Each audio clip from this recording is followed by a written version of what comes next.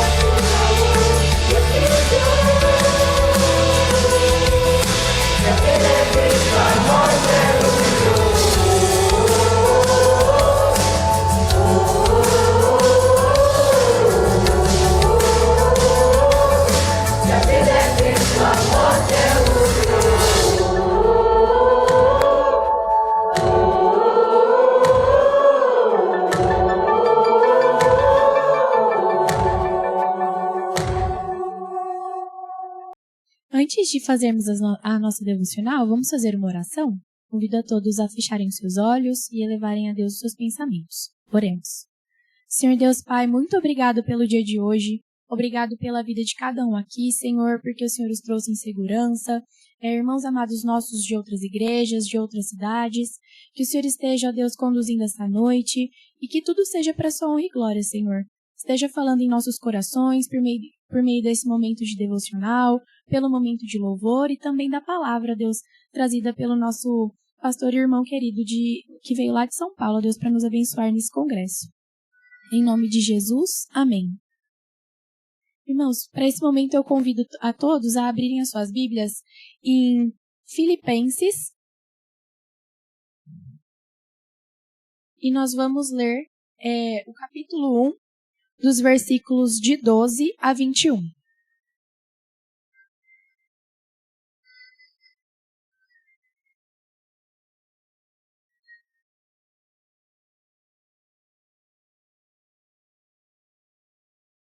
Filipenses 1, de 12 a 21. Diz assim: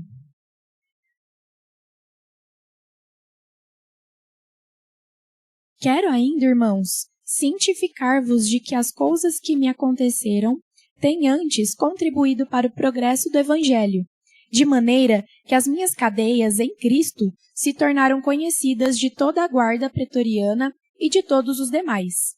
E a maioria dos irmãos, estimulados no Senhor por minhas algemas, ousam falar com mais desassombro a palavra de Deus. Alguns, efetivamente, proclamam a Cristo por inveja e porfia. Outros, porém, o fazem de boa vontade. Estes, por amor, sabendo que estou incumbido da defesa do Evangelho, aqueles, contudo, pregam a Cristo por discórdia, insinceramente, julgando suscitar tribulação às minhas cadeias. Todavia, que importa? Uma vez que Cristo, de qualquer modo, está sendo pregado, quer por pretexto, quer por verdade, também com isto me regozijo. Sim, sempre me regozijarei, porque estou certo de que isto mesmo, pela vossa súplica e pela provisão do Espírito de Jesus Cristo, me redundará em libertação, segundo a minha ardente expectativa e esperança de que em nada serei envergonhado. Antes, com toda a ousadia, como sempre também agora, será Cristo engrandecido no meu corpo, quer pela vida, quer pela morte. Porquanto, para mim, o viver é Cristo e o morrer é lucro. O apóstolo Paulo escreve aos Filipenses sobre o progresso do Evangelho, por meio deles, de outros irmãos em Cristo, mas também por meio das suas aflições.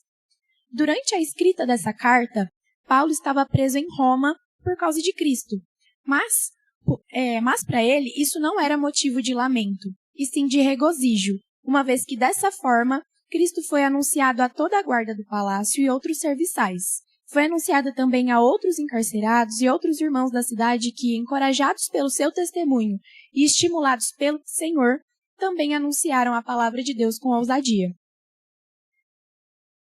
Ainda assim, existiam alguns mestres que pregavam a palavra por motivações pecaminosas, como a inveja ou por buscarem a própria glória, além de julgarem o fato de Paulo estar preso.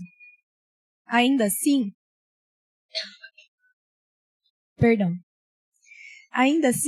ele permanece tendo como alvo a proclamação da palavra de Cristo, independente dos obstáculos. E, por isso, ele se alegra. Paulo sabe que isso não foge da soberania de Deus, e por isso confia em sua provisão, não para ser solto da prisão, mas para que o evangelho continue sendo propagado, apesar disso e apesar das motivações dos homens. Nada disso é motivo de vergonha para ele, pois Cristo está sendo exaltado. Ele demonstra que a sua vida e todas as demais circunstâncias são secundárias a Cristo ser glorificado. Por isso, não há sentido se não viver inteiramente para ele.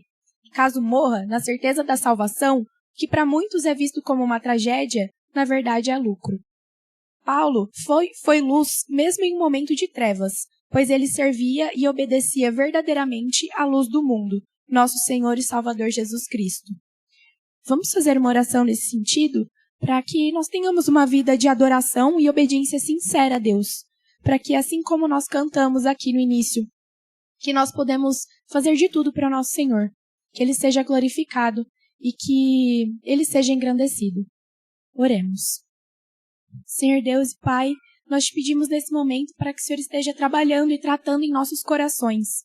Que o Senhor seja engrandecido, ó Deus, e que nós possamos viver uma vida que só queira te glorificar e te obedecer. Que nós possamos, ó Deus, ser luz neste mundo. E que nós te amemos, ó Deus, de uma forma tão grande a ponto de poder falar como Paulo falou, que viver é Cristo e morrer é lucro, porque estaremos contigo. Esteja nos abençoando e falando conosco nesta noite. Em nome de Jesus. Amém. Agora eu convido a equipe de louvor para estarem conduzindo esse momento.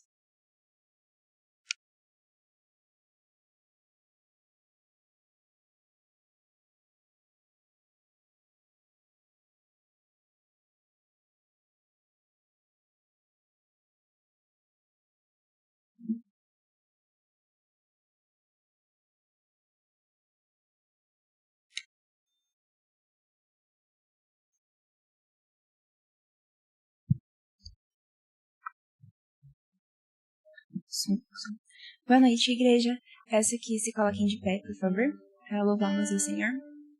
O primeiro cântico será 63.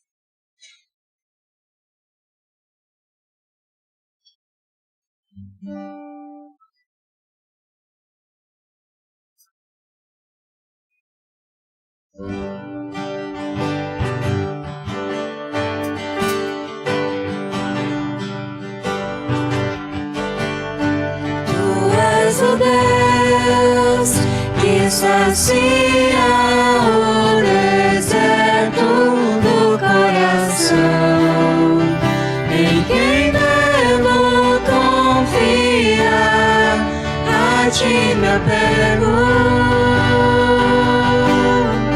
És o auxílio e a sombra de tuas asas descansarei. Pela tua forte mão estou seguro, de todo o coração desejo contemplar a tua força, a tua glória e o teu poder.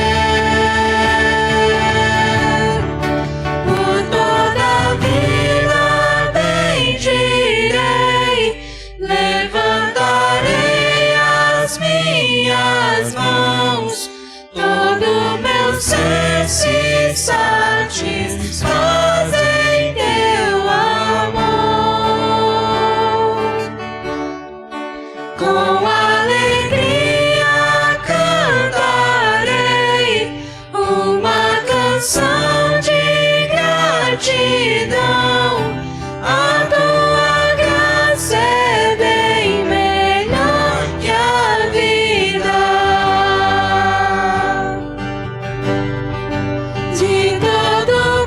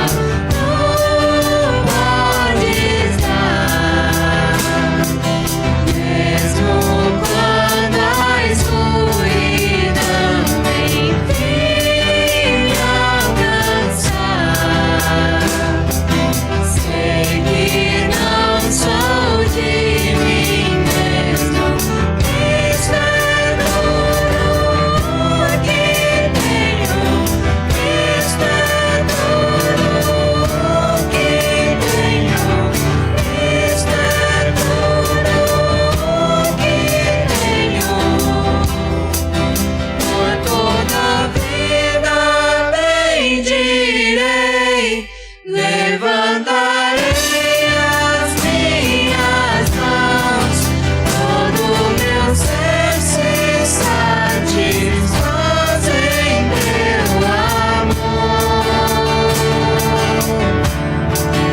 Com alegria cantarei uma canção de gratidão.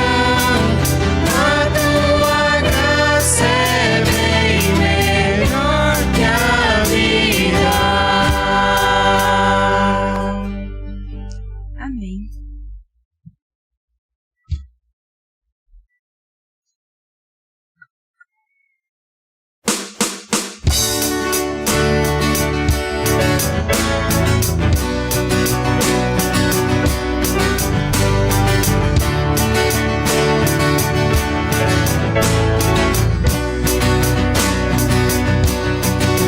O bom pastor,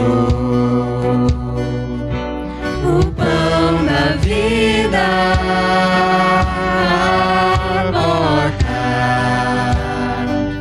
pra entrar, ressurreição, videira real, caminho, verdade, a vida se manifestou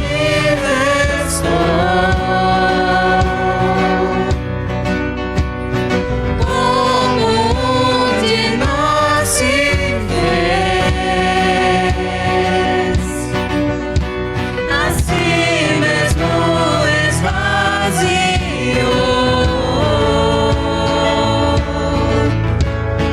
o seu sangue derramou, servo sofredor, a luz do mundo, promessa viva que se cumpriu, palavra que nos leva das trevas à luz, a escuridão não o venceu.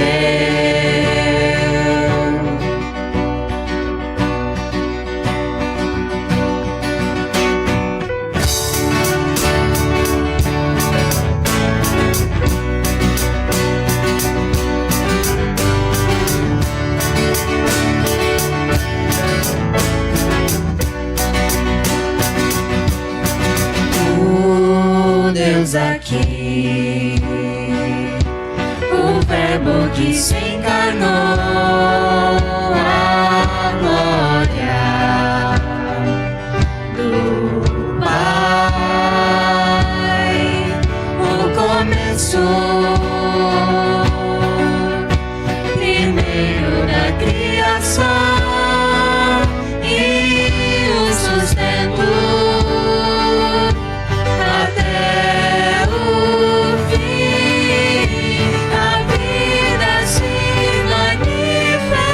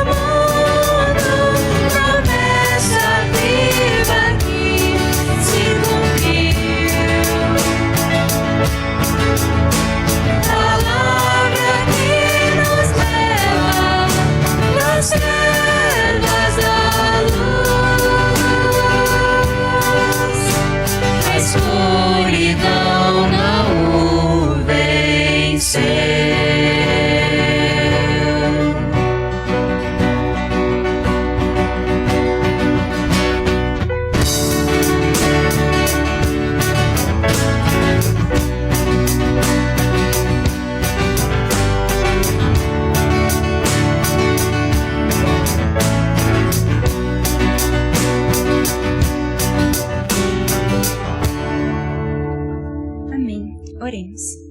Senhor Deus, amado Pai, muito obrigado, Senhor, porque até aqui o Senhor tem derramado sua graça e sua misericórdia, Pai, sobre as nossas vidas. Muito obrigada, Pai, por esse congresso. Muito obrigada, Pai, por o Senhor ter nos conduzido até aqui, Senhor. Peço que o Senhor continue cuidando da nossa programação, ó Pai. Lembrando que tudo aquilo que a gente for fazer, ó Pai, seja para honrar e glória do seu santo nome, assim como a gente cantou, ó Pai. O Senhor é maravilhoso, o Senhor é o Rei dos Reis, nosso Deus e eterno Pai. Que tudo seja para te honrar e te glorificar, Senhor. Em nome de Jesus, que eu oro e agradeço. Amém. Os irmãos podem se assentar. Eu convido o pastor Davi.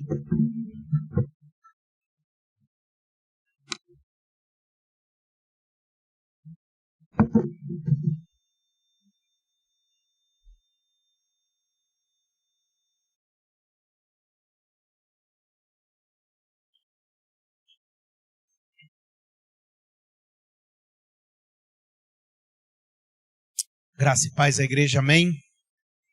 Foi fraquinho, amém? Amém. Muito bom poder estar aqui hoje com os irmãos, nessa noite, poder ver tantas pessoas, jovens, aqui na igreja. Trago um abraço da Igreja Presbiteriana de Higienópolis, ali no centro de São Paulo. Eu tenho alguém lá comigo que eu acho que vocês conhecem, né? A igreja conhece, que é o Samuel. Daqui a pouco deve estar chegando aí ele e mais dois também, a Carol, a Clara e o Matheus. Cansaço, viu? Mas muito bom poder estar aqui. Trago a minha família também, a Thaís, que está ali. Essa aí eu não posso esquecer o nome não, tá? A Thaís, o João Davi, o Lucas e a Giovana. Levanta a mão todo mundo assim, ó, faz assim. Isso. Vieram também. Eu quero agradecer pela recepção, né? Cafezão na casa do pastor agora, há pouco, né? O hotel tá muito bom, assim, fiquei até impressionado. Falei, não precisava tudo isso não, né? Mas agradeço a recepção de todos. E o tema das trevas para a luz, vivendo uma nova identidade em Cristo.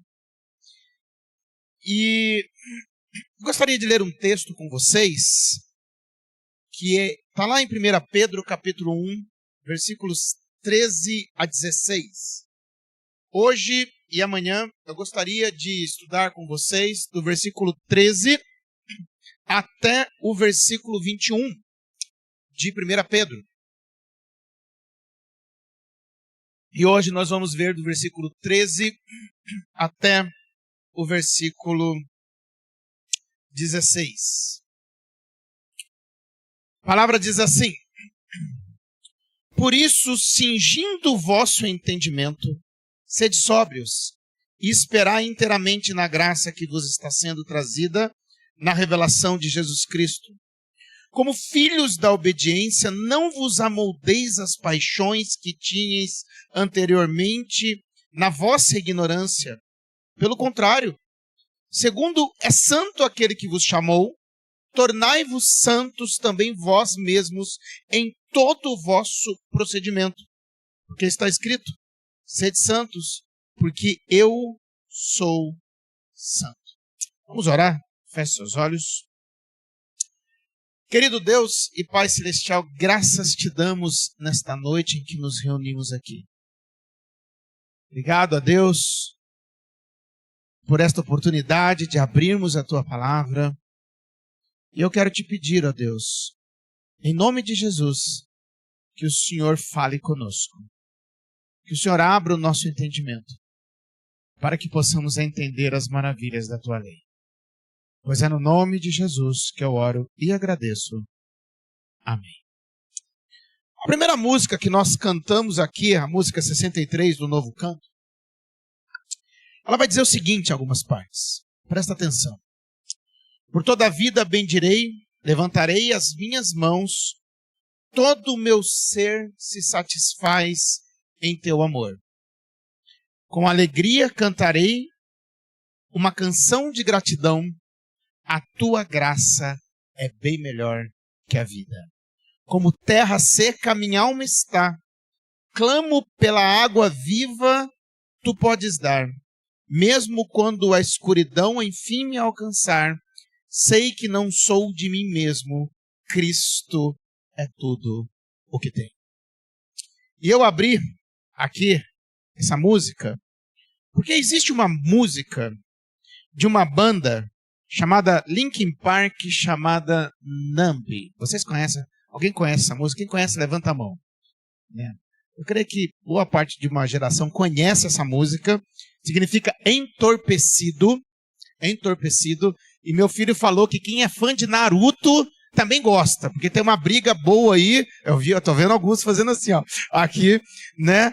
Que acontece no desenho do Naruto. Alguém fez um clipe de uma luta com essa música. Mas o fato desta música é que ela se identifica muito com a nossa geração. A música fala sobre alguém sufocado pela pressão. Uma pessoa sufocada pela pressão, cansado de tentar ser suficiente, cansado de decepcionar pessoas, cansado de viver tentando caber nas expectativas dos outros. E aos poucos aquela pessoa vai ficando entorpecida, sem sentir, sem identidade e sem saber mais quem realmente ela é. Mas o clipe tem uma virada quando o cantor Chester, ele diz o seguinte: e eu sei que posso acabar falhando também, mas eu sei que você era como eu, com alguém decepcionado com você. O que ele está querendo dizer aqui? Uma geração cobrando outra geração.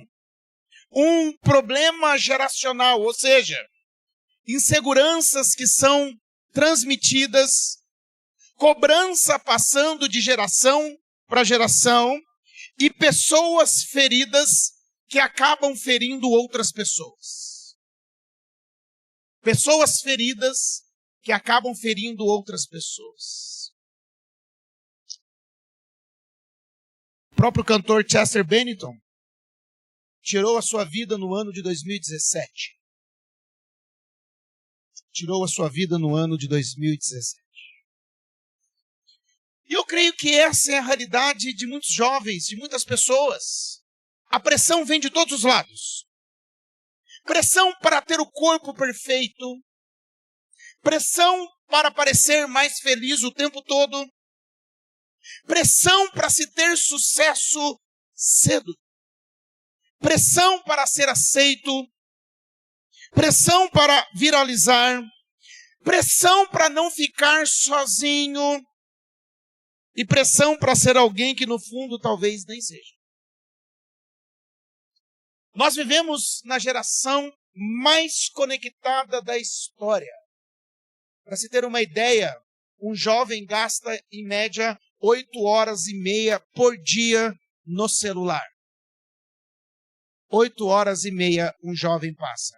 Um adolescente ou pré-adolescente em torno de 5h30 por dia no celular. Estou vendo alguns tudo olhando assim, ó. Vou falando, vai olhando para o lado, né? A geração mais conectada é ao mesmo tempo uma das mais ansiosas, cansadas, mas também vazias.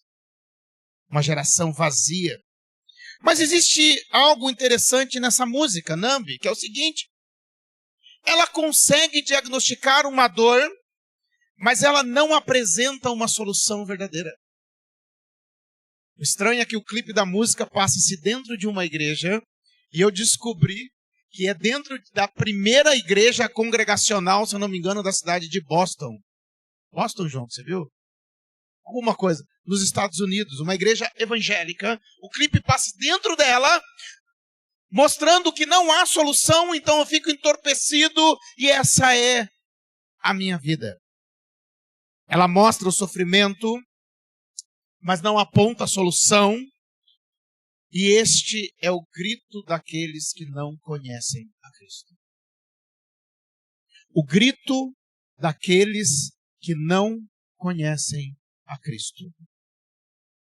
E é exatamente aqui que o Evangelho entra. Quando Paulo escreve essa carta, ele também fala para pessoas que estão vivendo sobre pressão, sofrimento e também perseguição, cristãos espalhados pela Ásia Menor, e eles estavam enfrentando tantas provações, rejeição e hostilidade por causa da fé. Olha só, 1 Pedro 1,16, 1,6, o que ele diz? Ele fala assim: nisso exultais, embora no presente, por breve tempo, se necessário, sejais contristados por várias provações.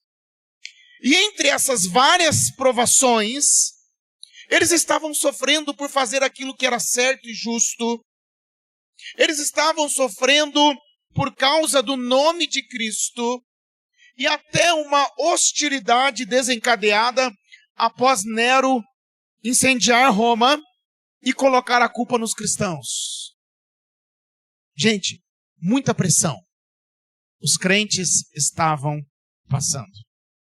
Mas Pedro vai escrever para eles para que eles não desistam e lembrá-los quem eles são. E a mensagem aqui é a seguinte: não deixem este mundo moldar vocês. Vocês pertencem a outro reino. Neste mundo vocês são peregrinos e agora vocês têm uma nova identidade. E logo no início, ele aponta para a gloriosa salvação que o crente tem em Cristo Jesus. Olha só, 1 Pedro 1,3, o que diz? Bendito o Deus e Pai de nosso Senhor Jesus Cristo, que segundo a sua muita misericórdia, nos regenerou para uma viva esperança, mediante a ressurreição de Jesus Cristo dentre os mortos. Meus queridos, houve regeneração, houve novo nascimento, houve transformação. Então surge uma pergunta: como devemos viver neste mundo? Se houve regeneração, se houve novo nascimento, se houve transformação, então como que eu devo viver aqui neste mundo? E Pedro responde mostrando que a vida do cristão, ela precisa refletir o caráter santo de Deus. A vida do cristão, ela precisa refletir o caráter santo de Deus. E quando somos chamados das trevas para a luz, nós precisamos refletir a santidade de Deus. E o que nós podemos aprender aqui com o apóstolo? Primeiro ponto. A santidade traz direção para a vida. A santidade traz direção para a vida.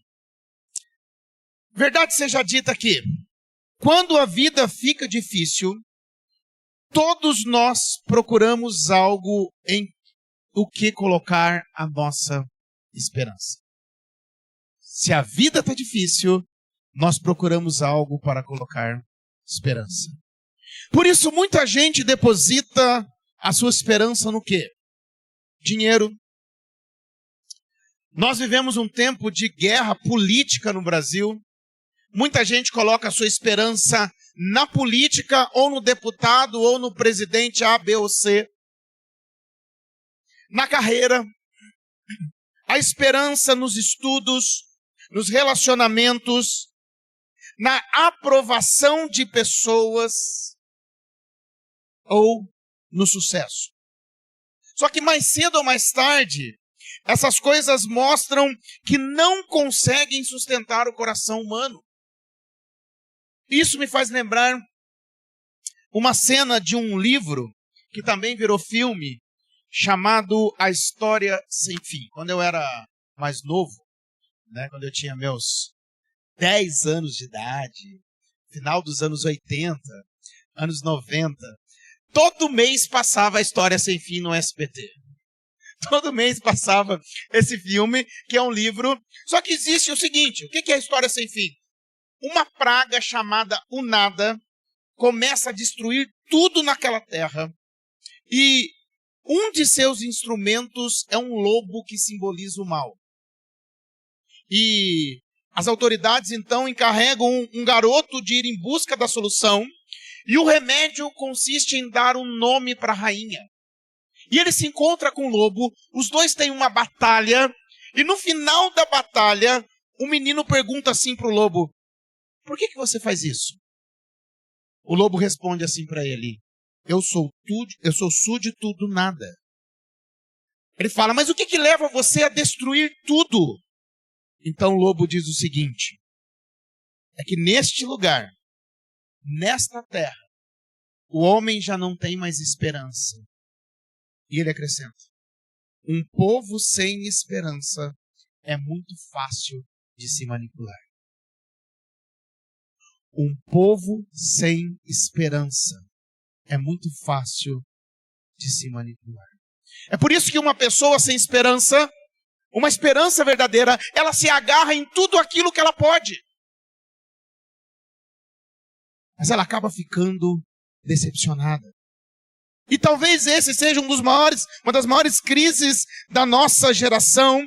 Pessoas vazias, procurando desesperadamente algo que lhes dê valor, que lhes dê identidade ou aceitação. E quando não encontram esperança, acabam sendo moldadas, manipuladas e destruídas por tudo aquilo que elas colocam a sua confiança.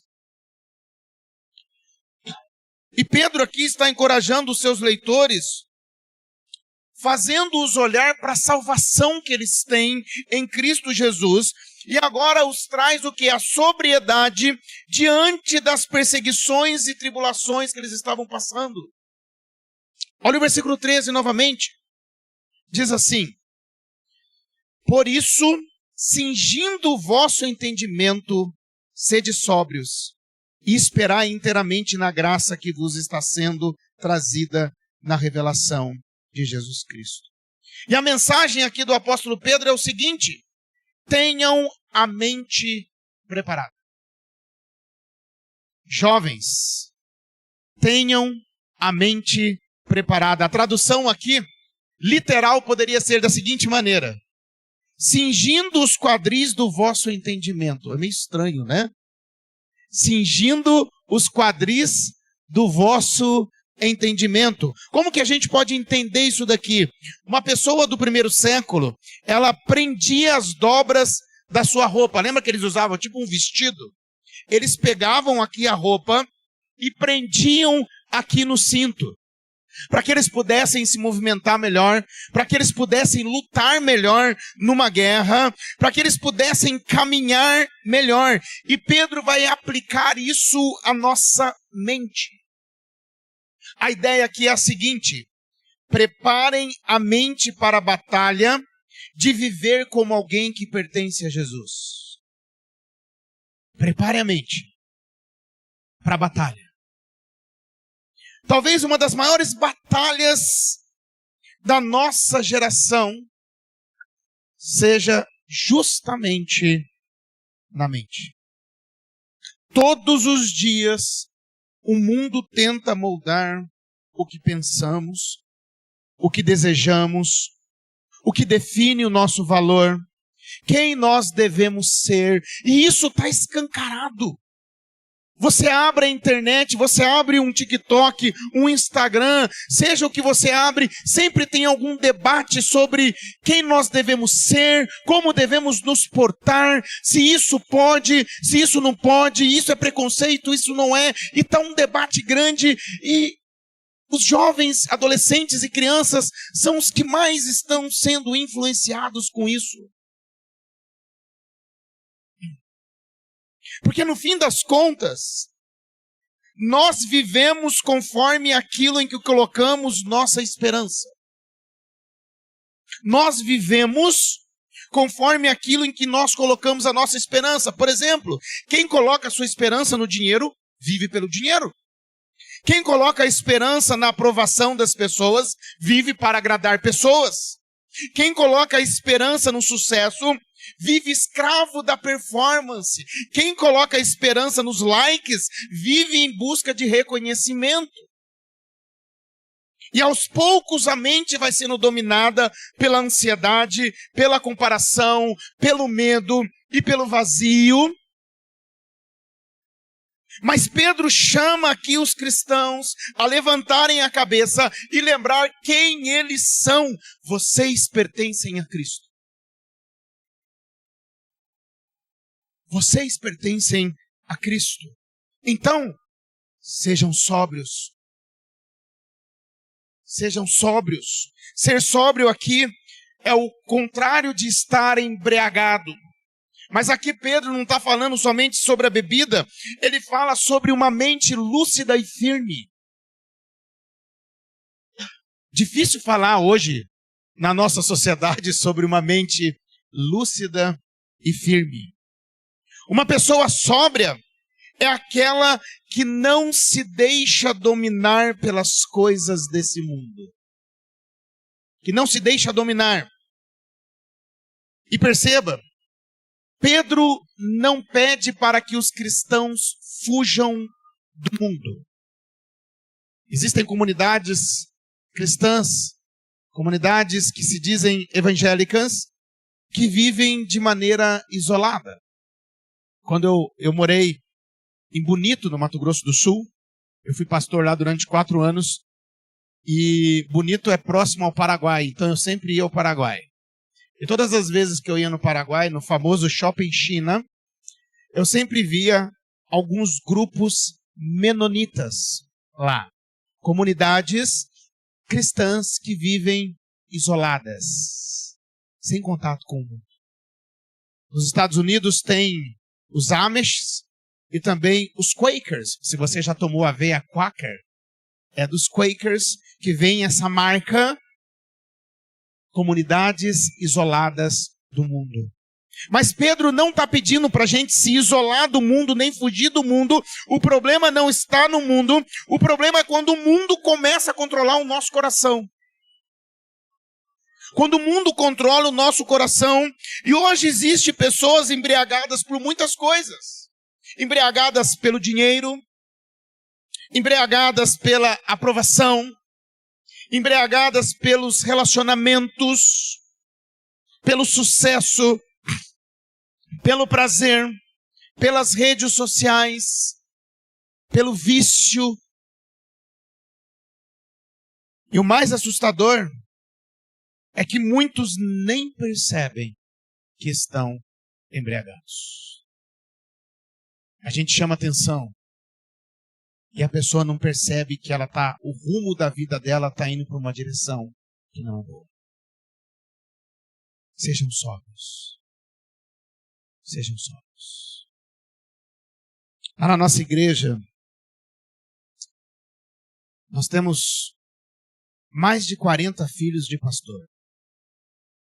Mais de 40 filhos de pastor. E vem filho de pastor do Brasil inteiro. Porque o Mackenzie está próximo, eles vão para São Paulo para estudar. E o que eu começo a ver na vida de muitos deles? Chegam em São Paulo, é uma cidade nova. Oportunidades. E vai apresentar de tudo.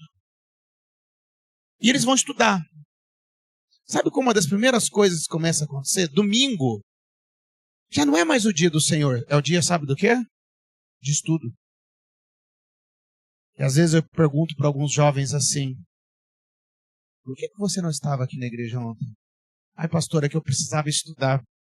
Eu falo, o que você fez no sábado? Aí dá uma risadinha para mim assim. Ou seja, foi passear o dia inteiro, saiu o dia inteiro. Mas pastor, eu tenho que estudar.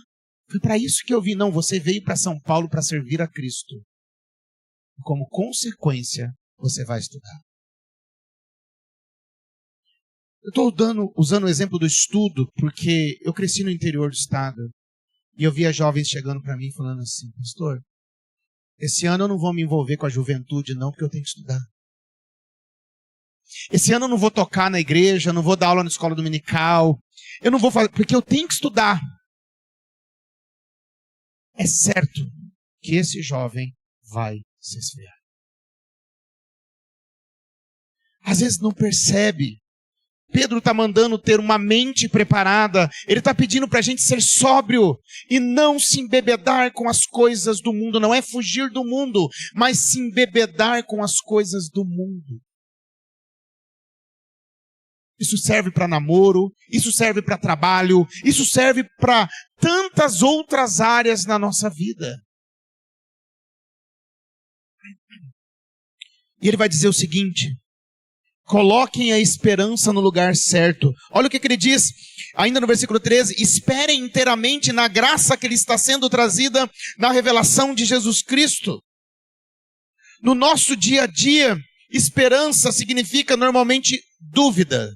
Ele está falando assim: esperem inteiramente na graça, ou seja, tenha esperança na volta de Jesus. Mas no nosso dia a dia, esperança significa dúvida. Mais ou menos assim: eu espero que o Brasil seja campeão do mundo. Acho que a gente espera, né? No meu caso, eu espero que o Neymar seja um baita jogador na Copa. Sabe o que eu espero também? Que o Flamengo seja pentacampeão da Libertadores. E eu espero que o Flamengo seja campeão mundial. Amém? Só escutei uns 3 amém aqui. Eu espero que a minha vida... Vocês percebem que essa esperança, ela tem uma dúvida. Porém, na Bíblia, quando fala dessa esperança, ela não significa incerteza, significa confiança. É a certeza que Deus vai cumprir aquilo que Ele prometeu. É certo.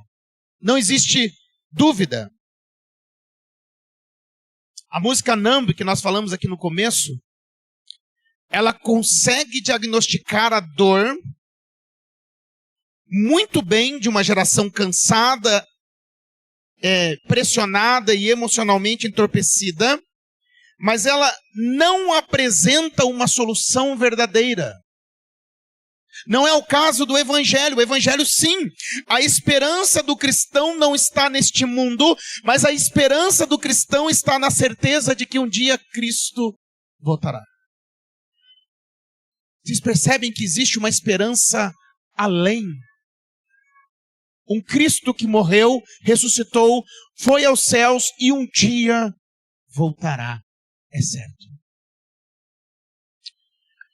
Queridos irmãos, enquanto o mundo vive confuso, vazio e tentando encontrar identidade em tantas coisas, o cristão encontrou uma nova identidade em Cristo. O mundo vazio aí fora não tem, nós temos em Cristo. O Evangelho, ele nos desperta, ele nos tira deste entorpecimento espiritual. Agora nós sabemos quem nós somos salvos, nós somos filhos de Deus, mas neste mundo nós somos peregrinos. Nós estamos aqui de passagem. A nossa esperança, ela não está no sucesso, ela não está na aprovação das pessoas ou nas promessas aqui deste mundo. A nossa esperança está em Cristo e na certeza de que um dia Ele vai voltar. Jesus vai voltar. Por isso precisamos manter a nossa mente preparada. Não podemos nos embriagar com aquilo que o mundo nos oferece. Nós precisamos viver como pessoas que pertencem a Jesus por fim, porque no fim, a nossa maneira de viver revela onde está a nossa esperança. A nossa maneira de viver revela onde está a nossa esperança. E eu pergunto para você, onde está a sua esperança?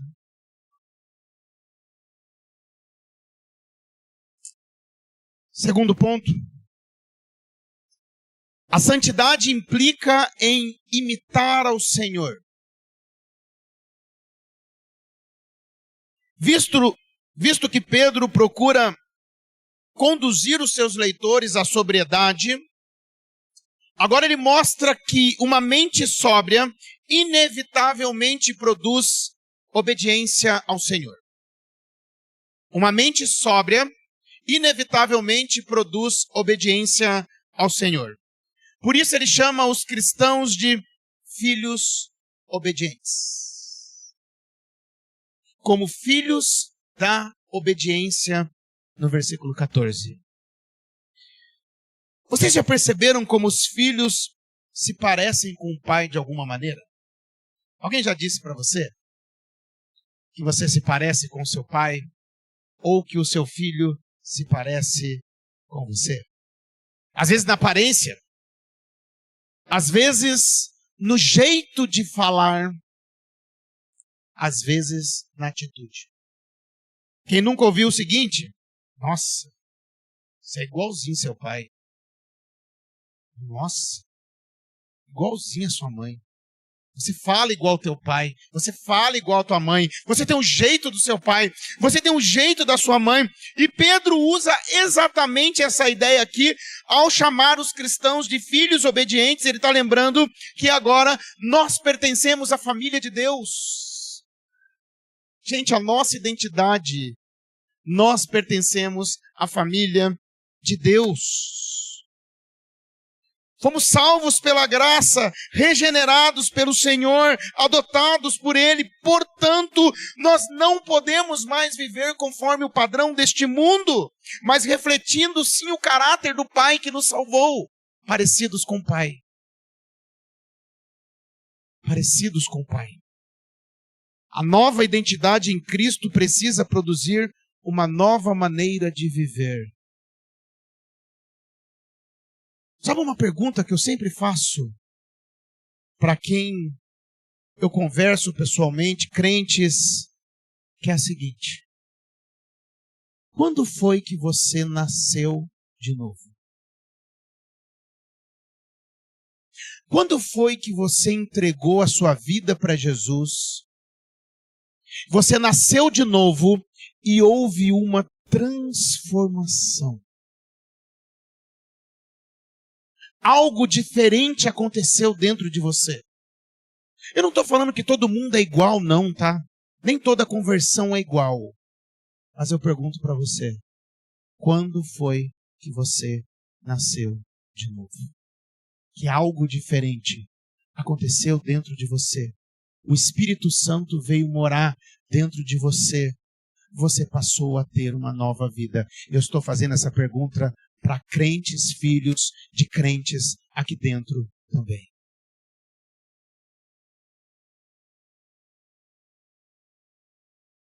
Nós não podemos mais viver conforme o padrão deste mundo. Nós não podemos nos amoldar. Versículo 14, ele diz assim: não vos amoldeis as paixões que tinhas anteriormente na vossa ignorância. A palavra moldar aqui, ela só aparece mais uma vez no Novo Testamento, quando Paulo escreve o seguinte: e não vos conformeis com este século. Lá em Romanos 12, 2. E ela traz uma ideia de assumir a forma de um molde. Como que eu posso saber isso? Você já comeu gelatina? Sabe quando você faz gelatina, quando a água está quente, você mexe ainda, você não percebe e vai para a geladeira. Quando você tira algumas horas depois, ela não está com a forma que se colocou. A ideia aqui é o seguinte, a ideia é, Pedro está dizendo o seguinte: não deixem este mundo definir a forma da vida de vocês.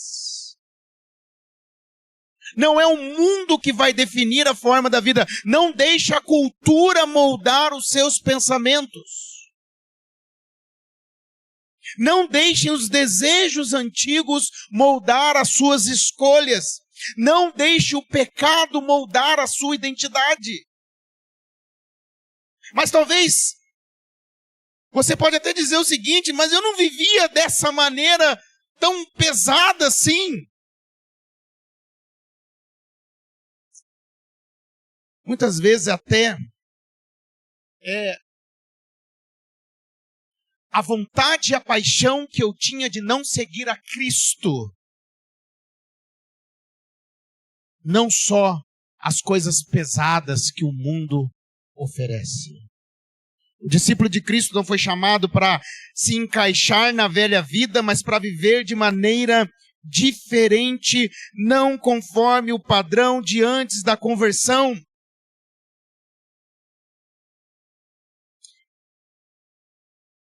E esses próprios desejos incluem até mesmo o desejo de viver longe de Deus. O desejo de controlar a minha própria vida. O desejo de fazer o próprio caminho sem depender do Senhor. E você vai ver muitas pessoas dessa maneira, não são más pessoas, mas que vivem uma vida longe de Deus. Mas agora que conhecemos o Evangelho, nós pertencemos a Cristo. Nós somos filhos de Deus e quem foi transformado por Cristo não pode ser moldado pelo mundo. Agora nós devemos nos parecer com o Pai. Olha só o versículo 15 e o versículo 16. Diz assim: pelo contrário, segundo é santo aquele que vos chamou, tornai-vos santos também vós mesmos em todo o vosso procedimento. Porque está escrito: sede santos, porque eu sou santo. Pedro diz para não nos amoldarmos ao antigo estilo de vida, mas agora ele pede para nos amoldarmos ao estilo de Deus. Deu para entender? Eu não posso me amoldar conforme o mundo quer, conforme o meu antigo estilo de vida, mas eu preciso me amoldar conforme Deus, o meu Pai. E qual é o estilo de Deus? Deus é santo.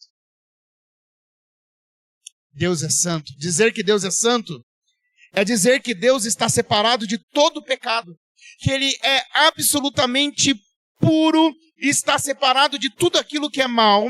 A santidade de Deus é gloriosa, ninguém pode vê-lo, Deus é luz e nele não há treva nenhuma. Se você lembra lá no Antigo Testamento, Moisés pediu para ver Deus, lembra? Moisés fala assim para Deus, gente, conversando com Deus, Moisés fala assim: me mostra a sua glória. E Deus vai dizer assim para ele: nenhum homem verá a minha face e viverá.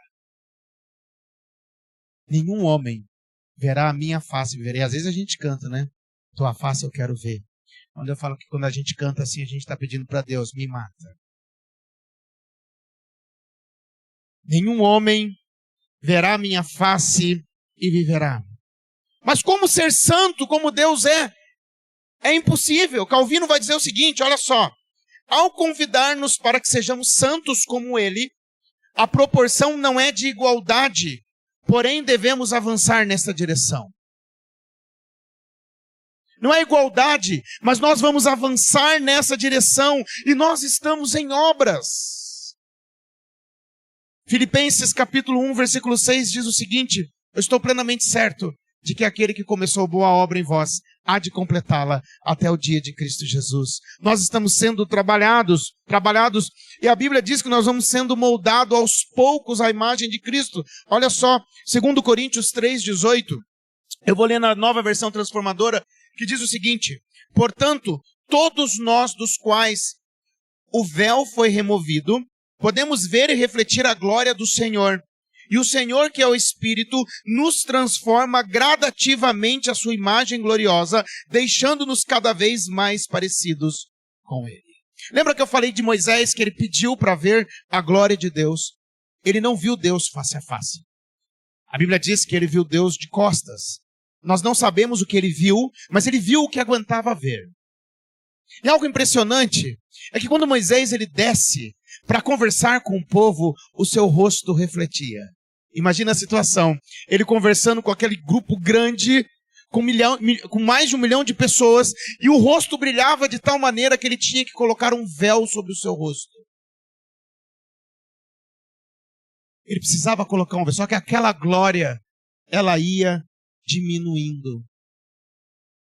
E quando nós lemos aqui em 2 Coríntios capítulo 3, nós vamos sendo transformados de glória em glória, e a nossa glória vai aumentando cada vez mais. Não significa que você vai entrar no seu quarto para fazer uma devocional. Seria legal se fosse assim. De repente você sai do seu quarto, seu pai, sua mãe olha para você, seu irmão fala: onde você estava? Né? Colocando a mão assim, você fala assim: não, eu estava orando, eu estava conversando com Jesus aqui no meu quarto. Né? E a pessoa não consegue olhar para você. Não é isso que vai acontecer. Mas sabe o que vai acontecer? Você vai sendo transformado e cada dia você vai sendo mais parecido e parecida com Jesus. A imagem de Cristo de glória em glória. Quando as pessoas olham para você, elas conseguem perceber algo de Jesus na sua vida? Isso não significa perfeição, mas significa transformação. A santidade aparece na maneira como nós vivemos. Dentro de casa, na escola, no trabalho, nos relacionamentos, na internet. Lembra que eu falei? Um jovem passa em torno de 8h30 por dia na internet. Na rua, na igreja, em todo lugar. Seguir Jesus não é apenas frequentar a igreja. Tem muita gente frequentando a igreja com o coração vazio, sem respostas, sem esperança. Mas é viver de maneira diferente. Uma nova identidade. E Pedro deixa bem claro, sabe o quê? Ninguém consegue fazer isso sozinho. Ninguém consegue. Antes de falar de santidade, Pedro fala de salvação. Antes de falar de santidade, Pedro fala de salvação. Primeiro, Deus transforma o coração. Lembra que eu falei do novo nascimento? Primeiro, Deus transforma o nosso coração através da conversão. E depois Ele transforma a nossa vida. E essa transformação vai acontecendo aos poucos. Todos os dias Deus vai nos moldando, nos corrigindo, nos amadurecendo e nos fazendo mais parecidos com Jesus. Mas isso só é possível depois da conversão. Eu fui um jovem como vocês, dentro da igreja. Filho de crente. Cresci na igreja. Mas eu não era salvo. E sabe o que acontece? A igreja começa a se tornar muitas vezes um lugar difícil.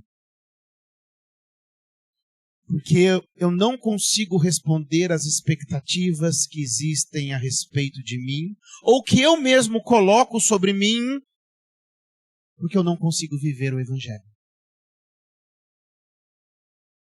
Pesado. Eu até gosto das pessoas. Eu amo todo mundo que está aqui, mas eu não consigo sentir, eu não consigo viver. Não sei. Talvez o que falta no seu coração é o novo nascimento. É a conversão. Certa vez Nicodemos se encontrou com Jesus. Quando ele se encontra com Jesus, ele chega para Jesus e fala assim: eu sei quem o Senhor é. Se não fizesse esses sinais, mas pelos sinais eu sei que você é de Deus. E tem muito crente que é assim. Eu sei quem Jesus é. Eu sei que ele fez sinais. Eu sei que ele veio. Eu sei que ele morreu. Eu sei que ele ressuscitou. Mas Jesus fala assim para Nicodemos: você tem que nascer de novo. Como? Voltar para a barriga da minha mãe? Sendo que já sou grande? Não, quem nasce da carne é carne. Quem nasce do Espírito é Espírito. Você tem que nascer de novo.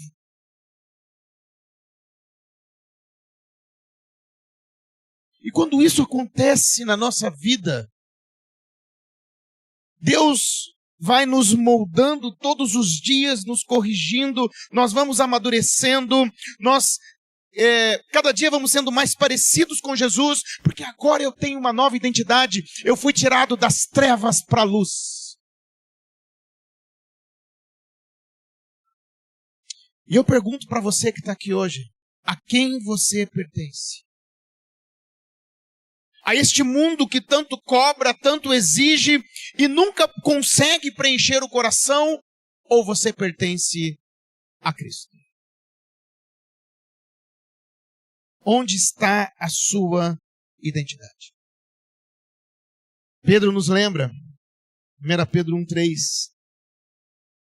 Bendito Deus e Pai de nosso Senhor Jesus Cristo, que segundo a sua muita misericórdia, nos regenerou para uma viva esperança. Existe esperança. Existe transformação. E existe nova vida. E talvez hoje existam pessoas aqui cansadas de tanto tentar encontrar valor neste mundo, cansadas de viverem impressionadas, cansadas de tentar ser o suficiente e talvez ser o suficiente dentro da igreja. Cristo chama você, meu querido, minha querida, das trevas para a luz, do vazio para a esperança, da velha vida para uma nova identidade nele, a quem você pertence. Vamos orar? Baixe sua cabeça. Querido Deus, eu quero te agradecer, ó Deus, porque por causa do pecado nós vemos um mundo aí fora sem esperança, ó Deus, com tanta pressão. Muitos já não aguentam, muitos não têm esperança em lugar nenhum, estão sendo manipulados por tudo aquilo que o mundo oferece, ó Pai. Por ideologias vazias, pelo reconhecimento, pela fama, pelo dinheiro, pelo trabalho, pelos estudos. Mas obrigado a Deus porque o Senhor nos dá uma nova identidade em Cristo Jesus. Pai, eu quero te pedir, ó Deus, se há jovens aqui, se há pessoas aqui dentro que ainda não tiveram um encontro genuíno com o Senhor, que ainda não nasceram de novo, que ainda não se encontraram com Jesus, mas às vezes têm sofrido aquela pressão, tem aquela dúvida no coração, não tem uma esperança verdadeira, eu quero te pedir algo em nome de Jesus, ó Pai, que o Senhor faça o milagre do novo nascimento. O milagre da salvação que somente o Senhor é capaz de fazer, Pai. Por isso, em nome de Jesus, eu peço que o Senhor abençoe, ó Deus. E muito obrigado, porque em Cristo nós temos uma nova identidade, porque o Senhor nos tirou das trevas para a luz. Pois é no nome dele que oramos e agradecemos. Amém. Amém.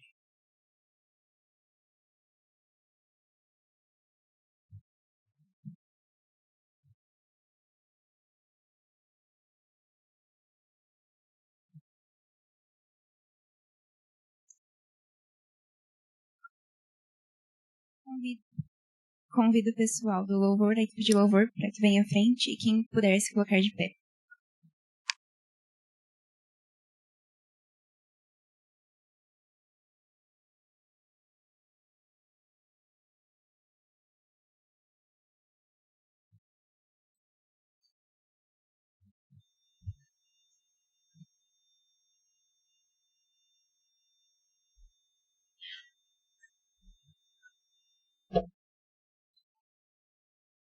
Entoaremos mais um cântico ao Senhor, esse é o teu povo.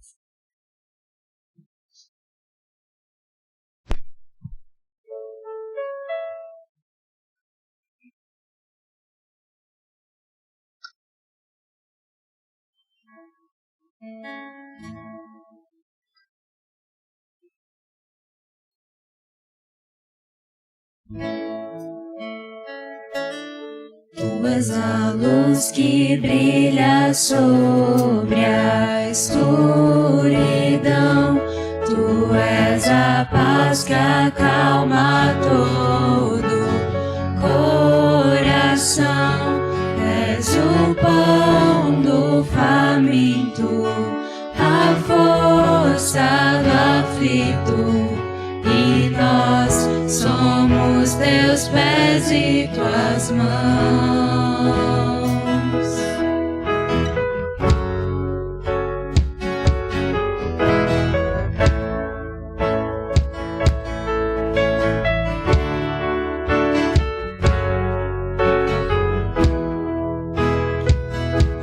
Somos teu povo, a tua igreja. Tua luz brilha sobre nós, o mesmo corpo, um só Espírito.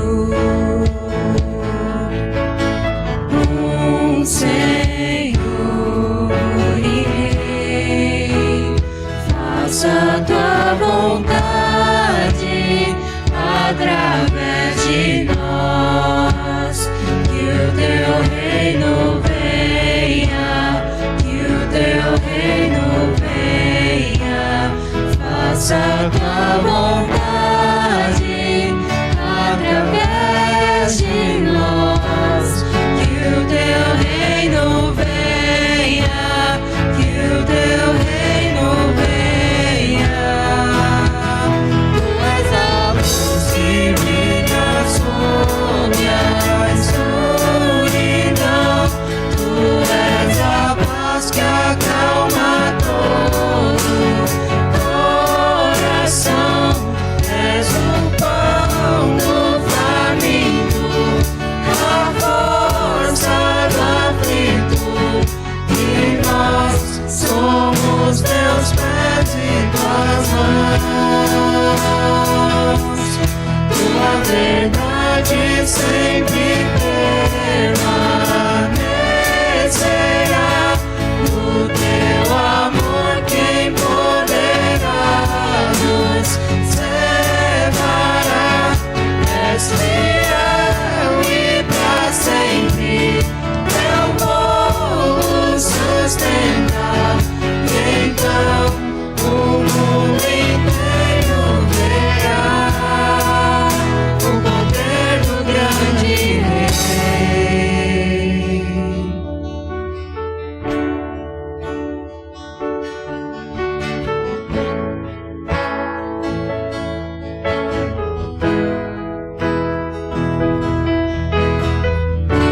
Justiça e paz se encontram e nasce a alegria.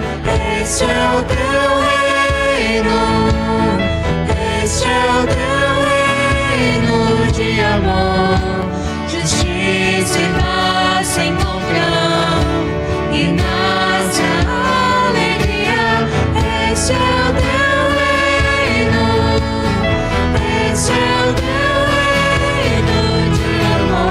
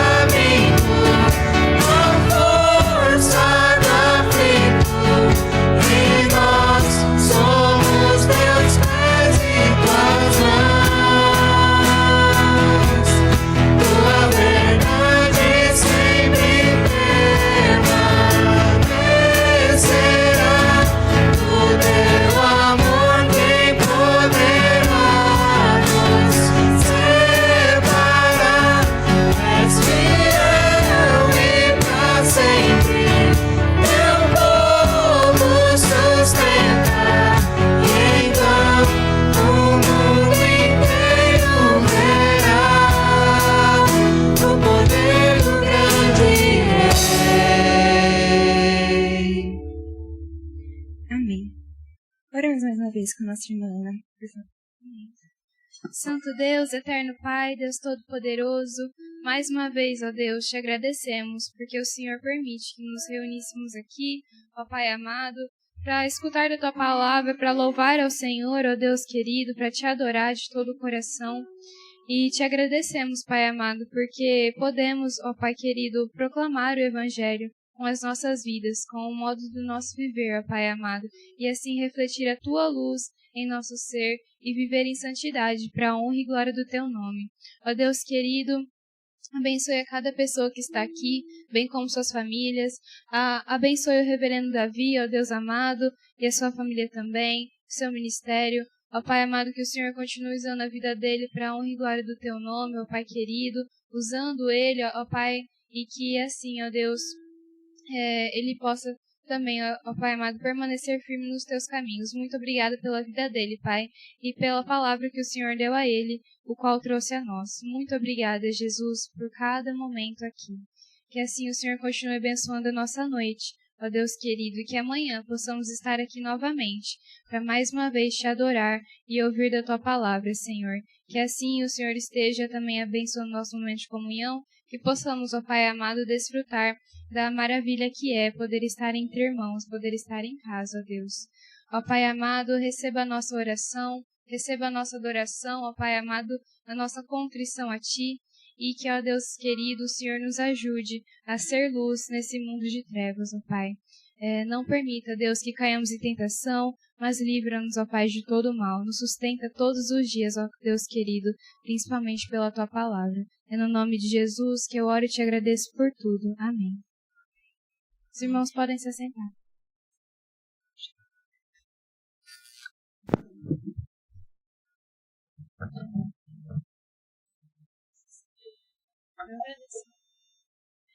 Irmãos, eu gostaria de, em nome de toda a UMP, agradecer a presença de cada um de vocês aqui, em especial a presença do nosso pastor, né, convidado, Davi Elon. Muito obrigada por ter vindo, pela família ter acompanhado.